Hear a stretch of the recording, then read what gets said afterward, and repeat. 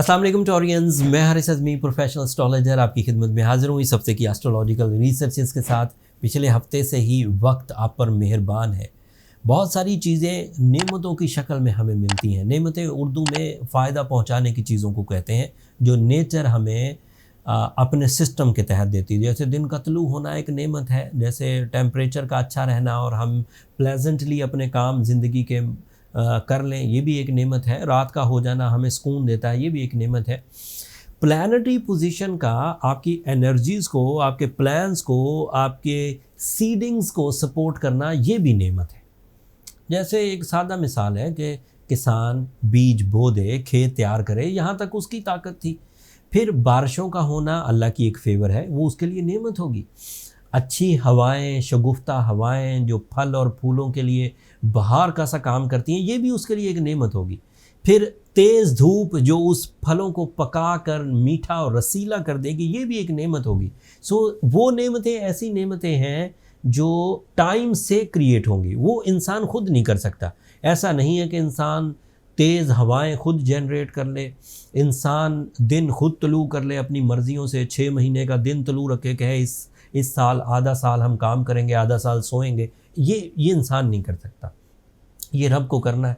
जो रब ताला कर रहे हैं, जिन फल्कियाती इसरार या फल्कियाती कवानीन को इंसान अभी तक समझ पाए हैं, हम एज एस्ट्रोलॉजर अभी तक समझ पाए हैं, उसके मुताबिक टॉरियंस को इस वक्त फेवरेबल मोस्ट टाइम मुयस्सर है 2023 का। सो टॉरियंस इस वक्त अपने बिग मिशंस की तरफ सोचें, बड़े मकासद की तकमील की तरफ सोचें। छोटे छोटे परफॉर्मेंसेस अब जनरली तो करनी चाहिए। सारा दिन तो बंदा किसी बड़े मिशन पर तलवार लेकर नहीं निकला हुआ होता है, बट बड़े मिशंस की तरफ सोचना शुरू करें, बड़े मिशंस की तरफ परफॉर्म करना शुरू करें। उसकी मेन वजह क्या है कि आपका रूलिंग प्लैनेट आपके यहाँ 3rd एंगल पर है। This is powerful most area for the Taurean people, जिससे उनकी जज्बाती कैफियत सस्टेन करेगी, जिम्मेदारियां निभाने में दिलचस्पी लेगी, जिम्मेदारियां निभाने के लिए जो करेज चाहिए होती है वो मिलेगी, जो डिसिप्लिन चाहिए होता है वो मिलेगा, जो अक्ल व जहानत चाहिए होती है वो मिलेगी, जो सराउंडिंग से सपोर्ट चाहिए होती है वो मिलेगी। And even romance, even peace of mind, spiritual strength, ये भी वीनस से ही टॉरियंस को मिलता है और वो भी मुयस्सर है। बट द बिग वन, उसे हम इग्नोर नहीं कर सकते। 12 साल के बाद जुपिटर आपके पहले एंगल पर पिछले हफ्ते से ट्रांजिट करना शुरू हो गया है। पहले एंगल पर जुपिटर का अपीयर होना सादा लफ्ज़ों में आपकी ज़िंदगी में खुशबख्ती तलू होना शुरू हो गई।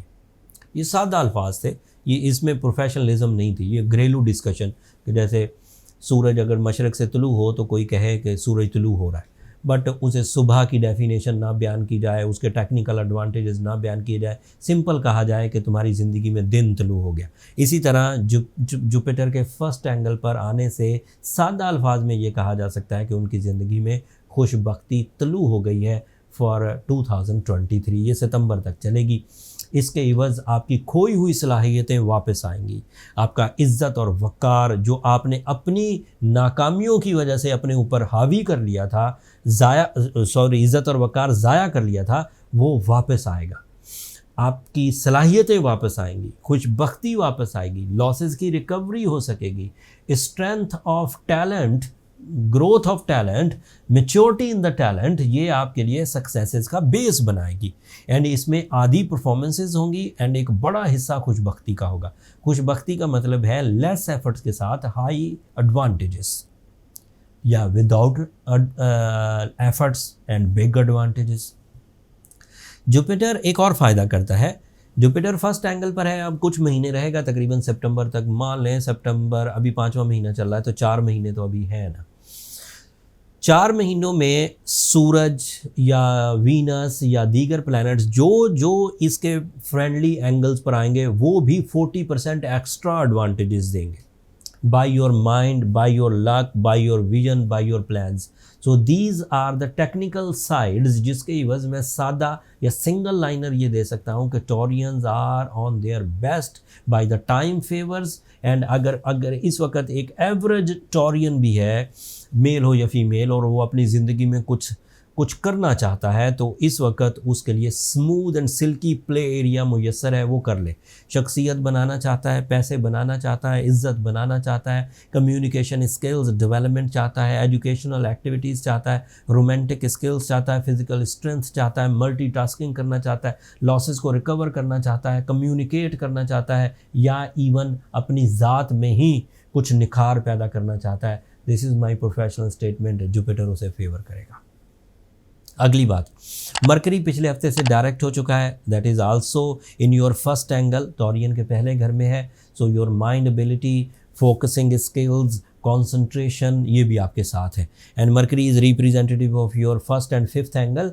रूल्स के मुताबिक आपकी जो इमेज है, आपकी जो फेस वैल्यू है, उसमें ज़्यादा इख्तियारात आने वाले हैं। अगर कोई टॉरियन इस वक्त अपनी होप्स लूज़ कर रहे थे, उनकी उम्मीदें किसी वजह से शेकी थी, सो वो रीस्ट्रेंथ होंगी एंड कॉन्फिडेंस दोबारा आएगा, हिम्मत और करेज दोबारा आएगी एंड आप अपने कॉन्फिडेंस को रीगेन कर लेंगे। जब कॉन्फिडेंस आता है तो कॉन्फिडेंस ही डिसीजन लेने पर आपको मजबूर करता है, कॉन्फिडेंस ही आपको एक्स्ट्रा रिस्क टेकिंग की तरफ लेकर जाता है, एंड कॉन्फिडेंस ही आपको अपनी परफॉर्मेंसेज में स्ट्रेंथ प्रोड्यूस करके देता है।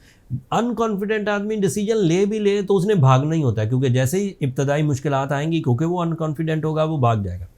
कॉन्फिडेंट आदमी इब्तदाई मुश्किलात को फेस करता है एंड फेस करने के बाद जब वो उन थपेड़ों से बाहर निकल जाता है तो सक्सेस से बाहर आता है। सो confidence is the basic tool किसी भी कामयाबी का। आपके लिए सूरज आपके सेकंड एंगल पर, this is another positive thing Taurean. मैंने कहा था ना, कुदरत आप पर मेहरबान है। सूरज का भी आपके सेकंड एंगल पर होना आपके लिए मटेरियल एडवांटेजेस का, डिसीजन पावर का, लीडरशिप क्वालिटी का, ब्राइटनेस का ही वजह बनेगी, सेंटर ऑफ अट्रैक्शन। सो लोग जब भी आपकी तरफ देखेंगे, आपकी तरफ तवज्जो देंगे। अगर आपके पास कोई एजेंडा होगा कि लोग अगर मुझे तवज्जो दें तो मैं उनसे कुछ काम निकाल सकूं, या मैं उनको अपनी राय से मुत्तफिक कर सकूं, या मैं उन्हें कुछ समझा सकूं, तो यकीन करिए लोग अब आपको तवज्जो देंगे। अगर अब भी आप तवज्जो ग्रैब ना कर सके टॉरियन, तो इससे फिर ज़्यादा पावरफुल टाइम इस साल तो नहीं आने वाला, फिर अगले साल आएगा। सूरज अभी 30 दिनों के लिए आपके सेकंड एंगल से गुजर रहा है, लोग आपको तवज्जो दे रहे हैं। अब आप उस तवज्जो को कैच करिए, क्या कहना चाहते हैं लोगों से, क्या मनवाना चाहते हैं लोगों से, क्या उनको अपने साथ टीम के तौर पर शामिल करना चाहते हैं या उनकी टीम में शामिल होना चाहते हैं। So do it.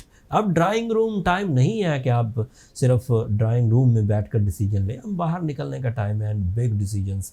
अब भी कोई नाकाम होता है तो फिर उसे कुछ ट्रीटमेंट कर लेना चाहिए। एवरेजली अगर आप नाकाम है, मोहब्बतें नहीं बना पा रहे, जहन आसूदा नहीं है, इंतशार है डिसीजंस में, खुद भी मुंतशिर जज्बात लेकर घूमते रहते हैं, कभी इधर का कुछ सोचते हैं कि ये कर लेता हूँ, कभी उधर का सोचते हैं ये कर लेता हूँ, ये मुंतशिर ज़हनी कैफियत होती है। इस कैफियत को सूरह शम्स बड़े अच्छे तरीके से पीसफुल करती है। वैसे ही अल्लाह का जिक्र कोई भी हो, अला बिज़िक्रिल्लाह तत्माइनुल कुलूब, ये किसी एस्ट्रोलॉजर का कॉल नहीं है, क्रिएटर ने खुद कहा है कि तुम्हारे दिलों की ये जो मशीनरी है, जो दिल धड़कते हैं, इनमें जो बेचैनी पैदा होती है, इसका इत्मीनान सिर्फ अल्लाह के ज़िक्र में।